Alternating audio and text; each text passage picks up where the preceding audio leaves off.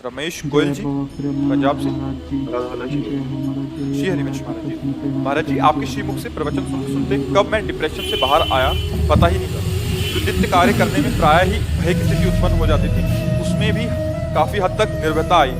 वैसे तो मेरे सभी प्रश्नों के उत्तर मुझे आपके सत्संग के द्वारा मिल जाते हैं विस्तार पूर्वक, किंतु आपको सत्संग में सुना है कि नाम जप से सभी दुखों का निवारण हो जाता है, और ये भी सुना है कि प्रारब्ध तो भोगना ही पड़ेगा। महाराज जी, मुझ अज्ञानी का प्रश्न है कि मैं अपने मन को नाम जप करने के लिए कैसे बांधूं कि नाम जप करने से मेरे दुख नष्ट हो जाएंगे या फिर दुख रहेंगे पर मुझे उनसे कोई फर्क नहीं पड़ेगा। इसमें एक बात देखनी है कि हमारे संचित कर्म का मतलब है बहुत जन्मों की कमाई, शुभ अशुभ, वो गोदाम लगा हुआ, उसे कहते हैं संचित कर्म।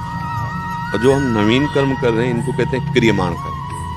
और जिस संचित कर्म से कुछ शुभ कुछ अशुभ मिलाकर इस शरीर की रचना हुई, ये मानव देह शुभ अशुभ दोनों से मिश्रित है। यातना देह नरक का केवल अशुभ, और जो देव देह है ये शुभ है। मानव देह शुभ अशुभ दोनों से मिश्रित है। अब इसका प्रहार होगा कर्मों का। कभी हमारे सामने दुख आएगा, कभी सुख आएगा, कभी विपत्ति आएगी, कभी संपत्ति आएगी। वो क्रम जैसा बना दिया गया है।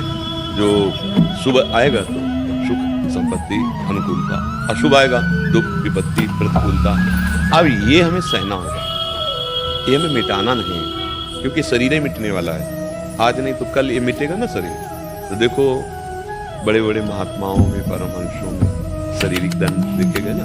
रामकृष्ण परमहंस जी के गले में कैंसर, कितने ऐसे संतों के शरीरों में बड़े वेदना, क्या उनके भजन में बल नहीं है?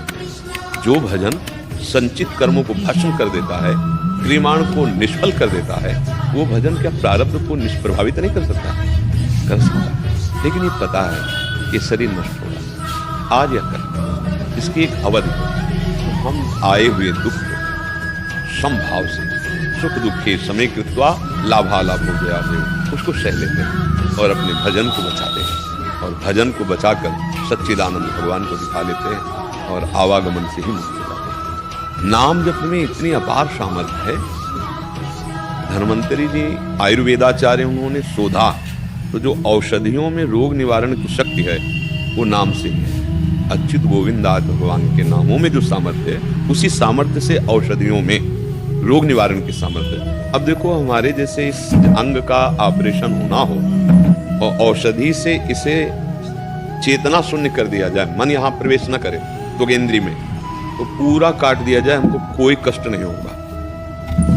एक औषधि इस शरीर के एक अंग में चेतना शून्य मन को कर दिया तो हम जागृत होते हुए भी, क्योंकि जैसे जागृत अवस्था में डायलिसिस के लिए ऑपरेशन हुआ ना, यहाँ और नसों से करके कोई कष्ट नहीं हो रहा था, क्योंकि यहाँ संज्ञा शून्य कर दिया, चेतना शून्य कर दिया गया उस क्षेत्र को। तो क्या नाम हमारे मन को इस स्थिति में नहीं ले आएगा? भारी से भारी दुख में भी हम दुखी नहीं हो, हम आनंदित रहें। अगर मन इस शरीर में आसक्त है तो कोई भी हमें दुख भोगने से बचा नहीं सकता। अगर मन सावई मना कृष्ण पदारविंदयो, प्रभु के नाम में, प्रभु के रूप में, तो हमें पता है कि हमारे शरीर के द्वारा ये पीड़ाएं हो रही, पर हमें व्यथा नहीं, व्याकुलता नहीं, हम पराजय नहीं हुए, हम हताश नहीं हुए, निराश नहीं हुए, क्योंकि वो ऐसे दिखाई दे रहा है कि वो दुख और ये बहुत दूर है, उसकी आंच नहीं पहुंच पा रही। और जब हम शरीर पे आसक्त होते हैं तो बिना दुख की कल्पना करके हम परेशान हो जाते हैं। जैसा आप जिसे डिप्रेशन कहते हैं ना, ये कल्पनात्मक मन का स्वरूप गिर जाता है। वो बहुत ऐसी कल्पना, कहीं ऐसा न हो जाए, कहीं ऐसा न हो जाए, कहीं ऐसा, वो परेशान हो जाता है। धीरे धीरे उसमें शक्तिहीनता आ जाती है और वो भी सोचता है ऐसी परिस्थिति से निकलने के लिए क्या करना, दवाइयाँ भी खा ली, वो गलत सोचने लगता है, वो शरीर हानि की तरफ भी पहुंच सकता है। तो ये जो हमारा मनोबल गिरता चला गया, ये भगवान से विमुख होने के कारण, विषयों का सेवन अधर्म पूर्वक करने के कारण, पापाचार के कारण। अब हम जैसे जैसे